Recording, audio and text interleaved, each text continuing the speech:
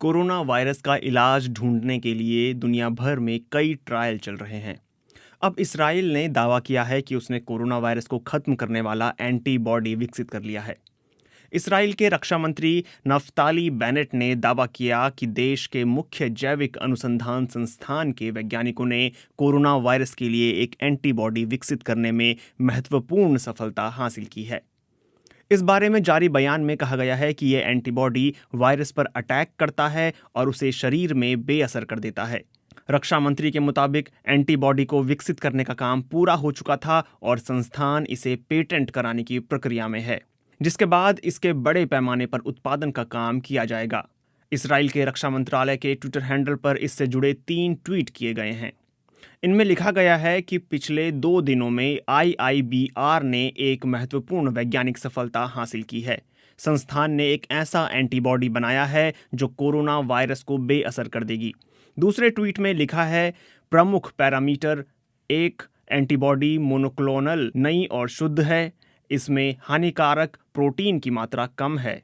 दूसरा, antibody corona virus को बेअसर कर सकती है। तीसरा, जानलेवा तरह के कोरोना वायरस पर इस एंटीबॉडी का खास तौर पर परीक्षण किया गया है। तीसरे ट्वीट के मुताबिक अगर दुनिया भर के विस्तृत वैज्ञानिक पब्लिकेशन को देखा जाए तो ऐसा लगता है कि IIBR पहला संस्थान है जिसने उपरोक्त तीनों मापदंडों को एक साथ पूरा करने में वैज्ञानिक सफलता हासिल की है।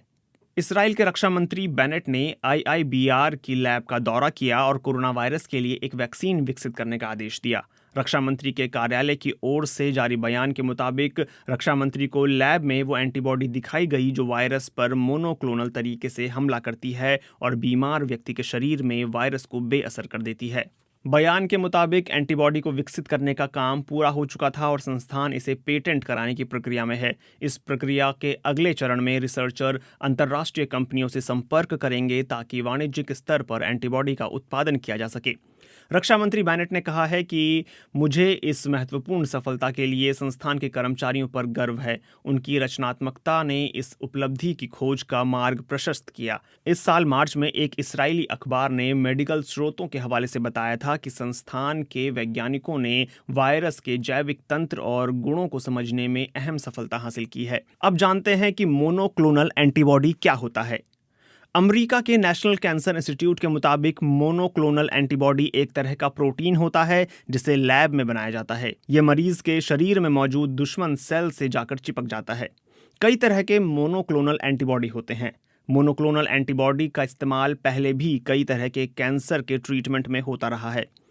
दिल्ली के सर गंगाराम अस्पताल में मेडिसिन डिपार्टमेंट के vice chairman doctor Atul Kakkar कहते हैं कि मोनोक्लोनल एंटीबॉडी कोई नई चीज नहीं है।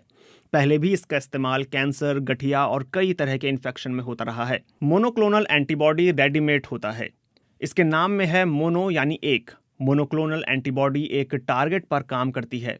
डॉक्टर अतुल के मुताबिक हमारा शरीर इन्फेक्शन से बचने के लिए कई स्तर पर काम करता है। शरीर खुद इम्यूनोग्लोबुलिन एंटीबॉडी बनाता है जो प्लाज्मा सेल से बनते हैं। मोनोक्लोनल एंटीबॉडी ठीक इम्यूनोग्लोबुलिन एंटीबॉडी जैसी ही होती है, इसलिए इसके नाम में क्लोन है।